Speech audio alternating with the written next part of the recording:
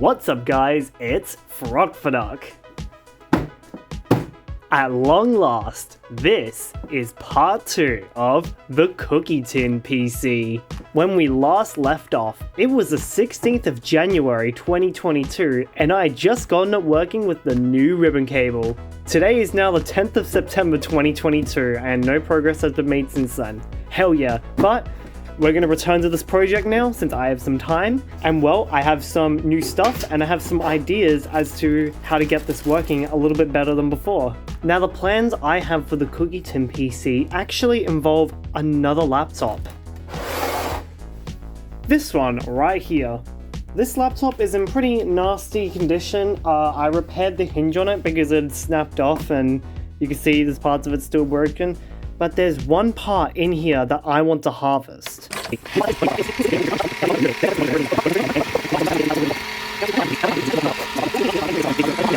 This little NVMe to SATA adapter that these computers come with, which is awesome. So I feel like this is going to make things a whole lot easier, which means we probably don't even need the extension ribbon cables, which I wasted my money on. But let's just ignore that fact. Okay, so it actually goes in this way, which, I mean, yeah, makes sense. So that's currently what the setup looks like. In regards to the tin part of the Cookie Tin PC, let's see how it fares. Okay, so we've still got the exact same problem as before, it just doesn't fold well.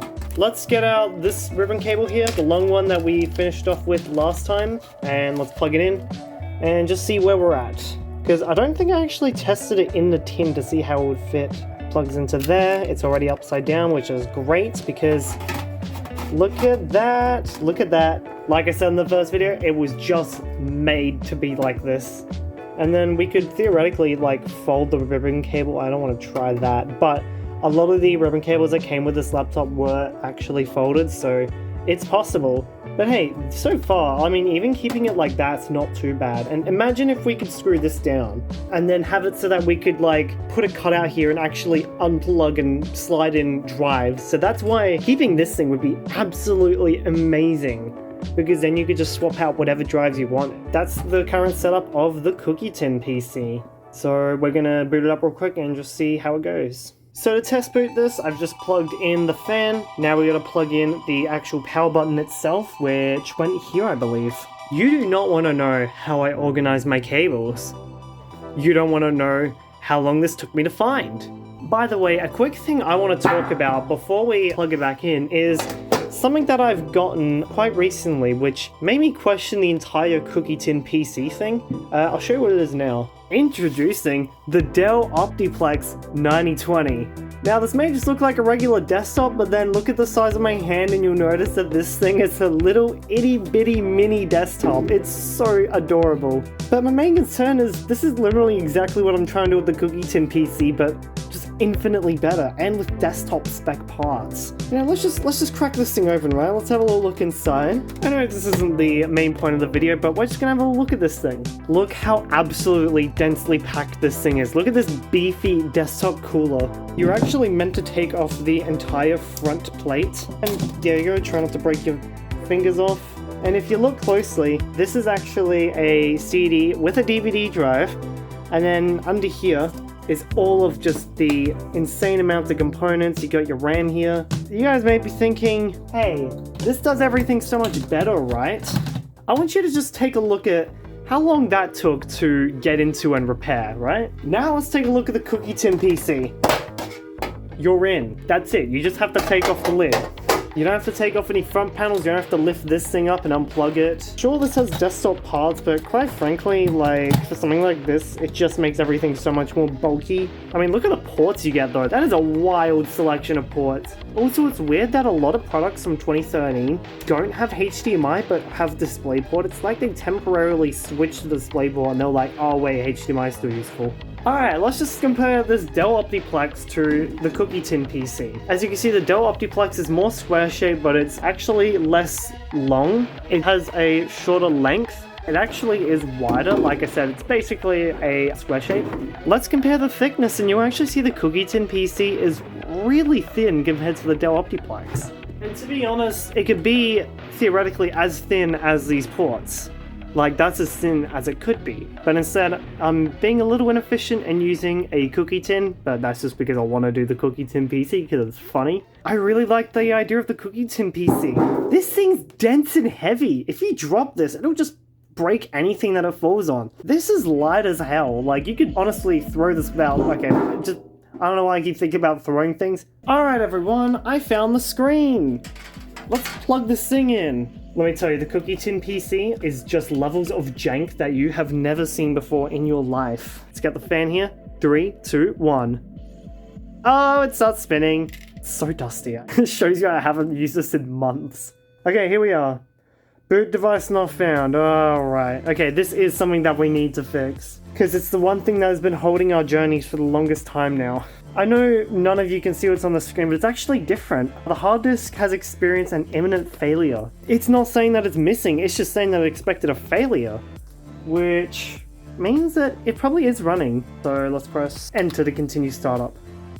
Okay, never mind, boot device not found. Cool, alright. So we pretty much are exactly where we left off last time. It's just the fact that this ribbon cable sucks and it doesn't work properly. But the problem is, this one's just too short. It's too short. There's nothing I can do with this one because it's just too short. So let's just unplug this. It's gonna boot, isn't it? Watch, it's gonna boot. It boots. It boots! I'm currently on eBay right now, and what is this? 8 pins? That looks like 8 pins to me. It's for a HP laptop, and it is just straight up a right angle plug. Now, the only problem with this one is that it goes up. Wait a second. No, wait. The pins are facing up that way, so that means they'll be facing down. You know what's meant to be facing down? That's right, this one.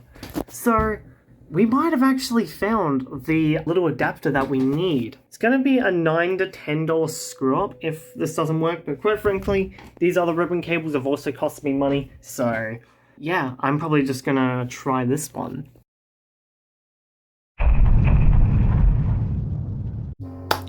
Alright, so today is the 7th of October 2022. The trailer for the Mario movie just dropped, and so did this little thing. Yes, this little thing here has arrived. This little right angle hard drive plug that I bought to use for the Cookie Tin PC. So now, we're gonna see if it actually works and if I wasted my money or not. Bring in the Cookie Tin! Is it the same? It looks promising even though it's not as long. Alright, you ready? You ready? Oh! Okay, it seems to be a perfect match. That seems to be a perfect match. And the best part is, this is actually a hard drive cable, so it should have enough of the bandwidth to actually be usable, unlike the other cables that I bought, which seem to be really finicky, so this should work. Now, how does it fit in regards to the Cookie Tin?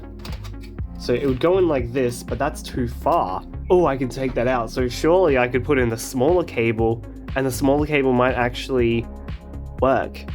Let's try this out. We're gonna plug in our brand new hard drive adapter. If this thing works, then the Cookie Tin PC it's off to go. Let's see how this plugs in. It'll plug in right next to it, exactly where we need it. A little bit too far, but that's where the shorter cable comes in, and we know that this shorter cable works well. All right, focus. Let's boot her up. Instead of trying to use the flimsy broken screen, I'm just gonna plug it into my monitor. Honestly, I think it'll be a lot easier. So we have the brand new eBay adapter in there. We're gonna press this button in 3, 2, 1. Computer spins up. What will it do? Oh my god, it just works. It just works. It works perfectly. Oh my god. Wow. It's so fast as well. It just works perfectly. Oh my god. Guys, the Cookie Tin PC is not dead yet. Hell yeah. So here we have the two most basic components of this set up. We have the motherboard and the hard drive, the two that we're trying to get to work. The way I'm thinking we're gonna do it is just go up like that. Should be fine, surely. So, cookie tin. Let's put this in. Okay. So if we chuck it in like this, there it is. There it is. It just fits in perfectly. There's no fiddling around. It just fits in. So we could boot it like this, but I don't want to boot it while it's touching the metal like this, because I don't think that's going to be a good idea. Might end up shorting something. So my plan for this is to put some standoffs onto this base, screw this motherboard in. The cookie tin PC lives, and it's going to now thrive exactly how I've wanted it to be. This is how I've wanted it to look. And we got there. I cannot believe it. So now I just need to buy the standoffs and start screwing things on. I'm thinking I might solder the standoffs to the base here, but I'll have to see how that works. Looking pretty good. Looking pretty good, I will say.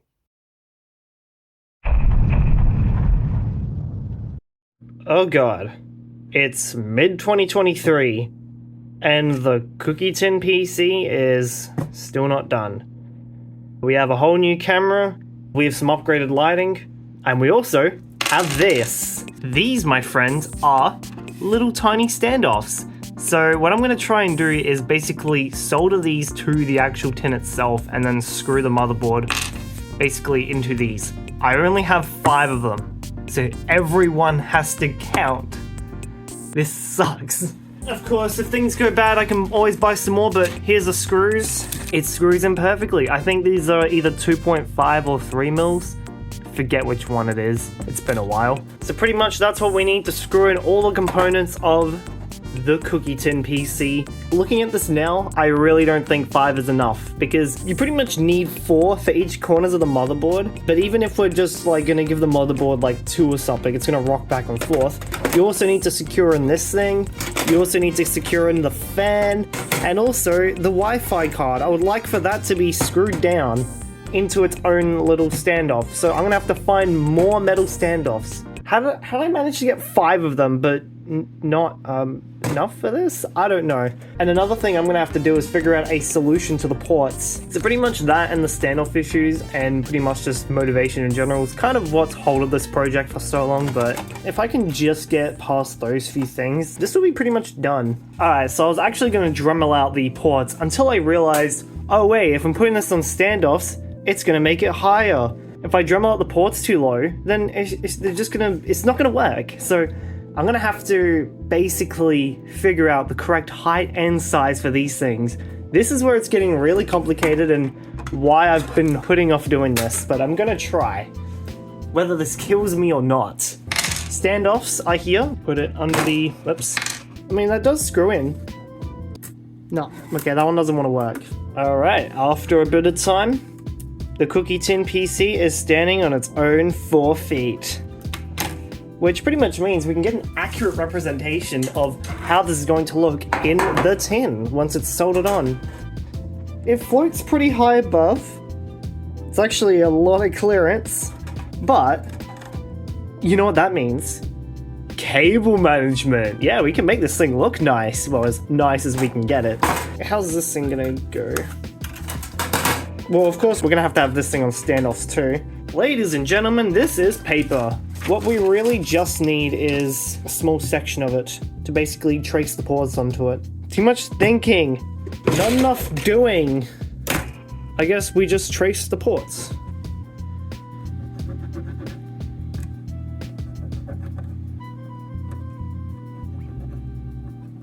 Well, it doesn't look fantastic, but I mean, oh, I didn't trace the top part there. That's fun. Yeah, not the best solution in the world, but I mean, it's better than nothing, I guess. It's not even straight on the paper. Like I said, this project's running overtime, and I just kind of want to get it done at this point. See, we're doing basic arts and crafts now.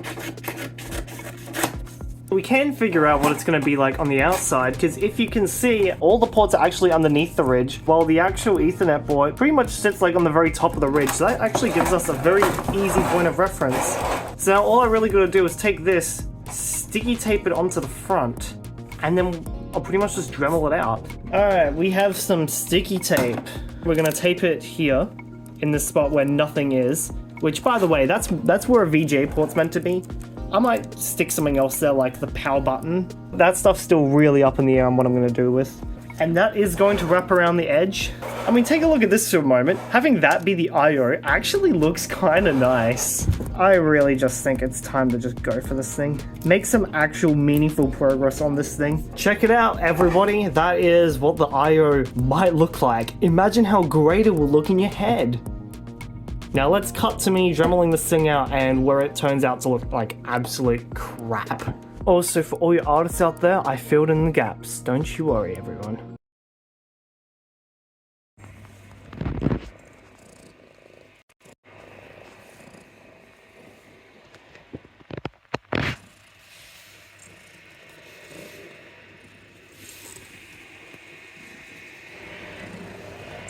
Alright, we're gonna Dremel this thing out now and let's see how we go. We'll probably start first on the longest bit here, because if I screw that up, then it kind of doesn't matter too much.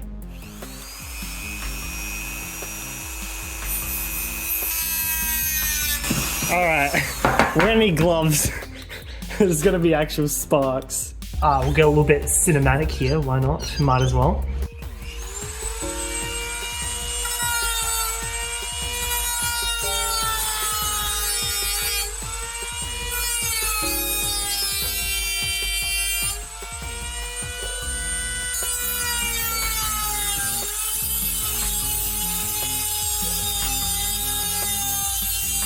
That's working pretty well. We could probably just file that down once we're done, and yeah, that should be the ports.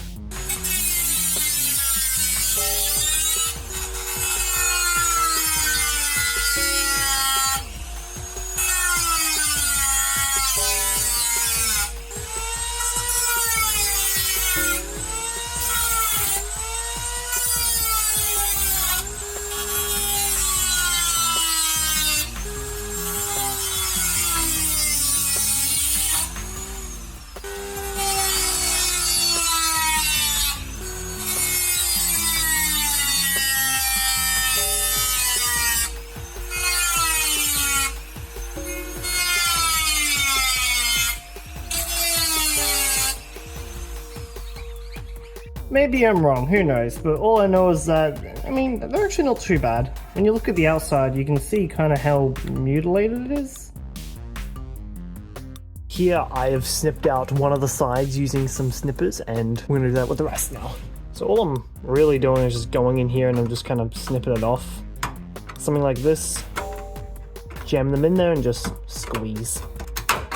And that pretty much does the trick. Really well, actually. It's not exactly as far as I wanted it to be, but that's okay. We'll file it down or do whatever we need to do, or just keep snipping off a little bit more. Here's where it gets a little harder on the smaller bits here. No, it doesn't. Some in here.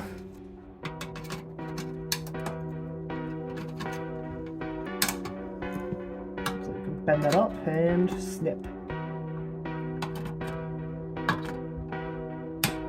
Look, it looks like a complete and utter mess on the outside, but on the inside, that's not looking too bad at the moment. I'll figure out how to make this look even better, don't worry. Alright, we're gonna do some very quick cuts with the Dremel.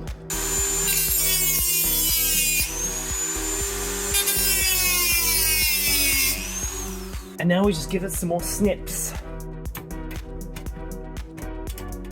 Yeah, it's actually working pretty well. Pretty easy material to cut into, let me tell you. Tin, very weak, but works fine enough for this little project. There we go. There we go, that's looking a lot better now, I reckon. It's, of course, messy and not that well done, and it's also really, really sharp, but I will fix all of these issues soon. This one here, which is the headphone jack, I reckon I'm just gonna draw that out because it's a circle anyways. So I have this little bit of scrap wood clamped down. Yeah, I know this isn't optimal, but it'll do for now. I'm gonna go with a 3.5mm drill bit for this. I don't know if I should go more and, you know, do a 4mm one, but if I need to, I'll just drill out some more. Simple.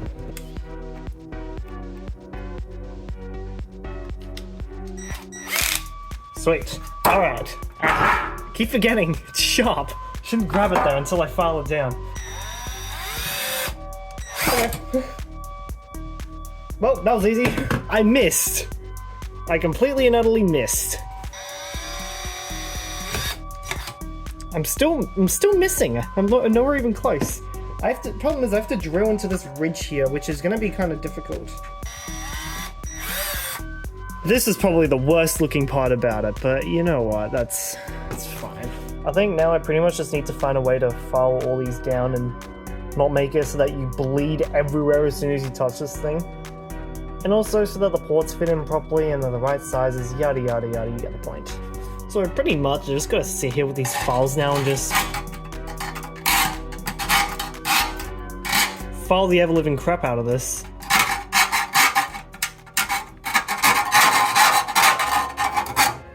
Also, a lot of the metal shavings are actually stuck inside the tape and now it's getting all over my fingers. And that's what the outside of the cookie tin looks like. You got the logo in there that's been kind of nuked.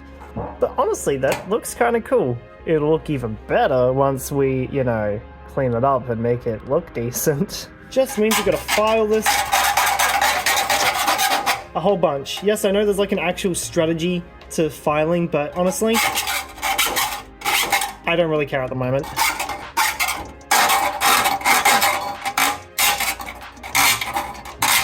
Alright, we're gonna do a little bit of a test fit before we continue. The ports are a little, yeah, they're a little bit high for what it is. I mean, I'm fairly certain I can get these to at least line up somewhat. Hey guys, it's Frog. Welcome back to my ASMR channel.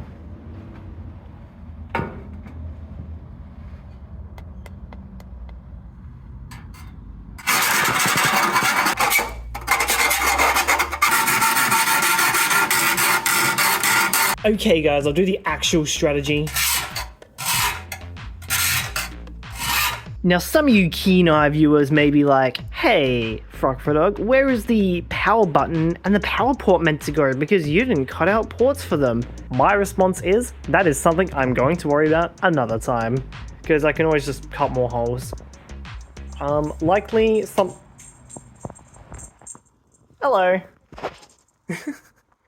You're interrupting my little segment. Hey. Oh. Anyways, so likely something is going to go here. So pretty much either the power or the power button's going to go here. I reckon the power button, because having the plug for the port... I might actually put the power plug here, considering it's with all the ports, and maybe I'll put a button somewhere else. But that's for future me to decide. Okay, so I figured out an issue whilst trying to test fit some ports. I can't actually plug these in because these corners are screwing absolutely everything up. These are currently the ports that I can get plugged in. We got HDMI, USB. This USB port is currently inaccessible. We have the headphone jack, and the Ethernet port is still too small. So that's 3 out of 5 ports that we've gotten accessible at the moment. So that's actually kind of a success at the moment. Very interesting. I like this. This is going well. Here's the test fit with the lid on, and I've now noticed we have a bit of an issue. I don't know if I'm really ever going to be able to access that Ethernet port. Yeah, I kind of didn't realize that the ports themselves would create an issue with the lid. These all managed to sit pretty alright, but the Ethernet port's looking a bit, I don't know. Because we're going to have to cut into the lid, and that's when things can really get bad, because then we might not be able to close the lid anymore. I'll try the best I can to get that to be visible, but if that won't, then unfortunately we might not have a functioning Ethernet port. Which sucks, but hey, we have Wi-Fi, but then of course, this tin might block out the Wi-Fi. So that's a bit of a problem, but we'll have to wait and see. It's looking a lot better now. Look at that. I'm actually cleaning it up quite a bit. I am pretty confident in touching some of this because it's not instantly cutting me, but that's sort of what I want. I want to be able to just handle this, put my hand here without feeling like I'm about to cut myself, which some of these bits here, still definitely very sharp. You can just see how sharp some of these bits are. Looking pretty damn good at this point. Alright, so I'm gonna try something. Here I have the Cookie Tin PC in the tin, plugged into some ports. I'm actually going to try turning it on in the tin, just to see how things go. Here is the drive. This unfortunately won't be positioned properly at the moment, but I think I can prop this up on something. Aha, perfect, an iPhone case. That'll do the trick for now. And this goes in here, and then we want to plug this into here. Actually, 2 more things we need to plug in. Let's go in a little bag of goodies here. This right here is the power button. And my idea is that since the Ethernet port doesn't really want to work anymore, I might just slot the power button like in here or something where the Ethernet port would be. This sticks out quite a bit and I don't want to cut this. This is the last thing I want to like actually try and cut, because if I screw that up then I cannot turn this thing on. Also in this bag, the power adapter, and that is going to probably go right here. That's going to go right here. I'm going to cut a little port for it. I'm going to have to do something with this heat pipe to fit it in, but I should be able to just slot that into where the VGA port would be, but isn't. I explained that in part 1. Cut our basic circle hole here and just, yeah, that's how we're going to power it. No, it's not going to reach. So my little plan has been foiled. That sucks, we can't have everything in the same spot, so that means this spot now belongs to the power button. We are now going to plug in the Cookie Tin PC. The light goes on. And now, without further ado, we are powering this thing on inside the tin in 3, 2, 1. A little bit of a screech from the fan. Oh, that's not good. Okay. That was a bit scary. Oh, this is the wrong drive. Oops, I know what the problem was. It was this USB. It was booting to this USB, and this is my macOS boot drive. 3, 2, 1. There it is. Springing to life. Here it is, booting, and here we go. Oh, there's many things I want to test with this, now that it's actually in the tin. So temps are sitting around 50 degrees with the lid off. Pipe's feeling a bit hot. Oh, it's already down to 40, 35, that's actually quite nice. So now I want to try putting the tin on. I won't be able to get it all the way because of this power adapter here. As much of the tin as we can get on. We can put it down a little bit. This is a little bit squishy, and as we can see, it's not getting substantially hotter, which is really good. It's just sitting at a comfortable 30 degrees. Wait, is it? Okay, I was gonna say, is it still running? It is. It's staying at like 30 degrees. That's actually really nice. Even with the lid on and powered on. Can I feel the air? A little bit. I think we need to stress test this a little bit, don't you think? What happens if we turn on a Minecraft server? If I try and turn on the server, this can make this thing run a little harder and we can see what the temps are like. Yeah, now I can feel the heat come out. Look at that, it's running. The cookie tin is running. Okay, it's reaching temps of 60 degrees. Do you feel it in the tin? You kinda do. And there's probably ways to enhance efficiency, but we'll figure them out later. Yeah, you can feel the heat coming out of this exhaust vent here. And our CPU's sitting at about 2.5 gigahertz. I don't think it's throttling. There you go, 62 degrees, 65, getting a bit hotter.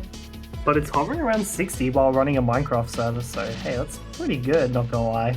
I'm really happy with this result, and it's gone back down about 50 now. Well, I've let this tin cook for a while.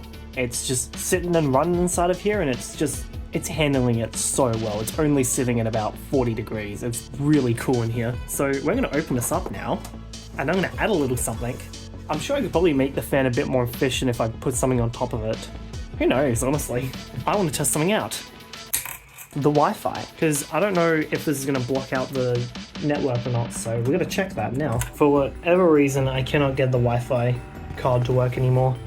It works with Bluetooth, so something's happened with this thing, and I don't know what it is. Well, here's another option for more ports. I can actually slot this bin here, and this gives us an extra USB and an SD card slot. So I might do that, considering there's actually room here for when I have this drive in, since it sits a bit lower down here. But yeah, I need this extra USB port, simply due to the fact that this Wi-Fi dongle here is just taking up all the room, because my Wi-Fi is not working, and I'm probably just going to end up using this when I go to use it. This might actually fix the Wi-Fi. Let's just install all of these and see what happens.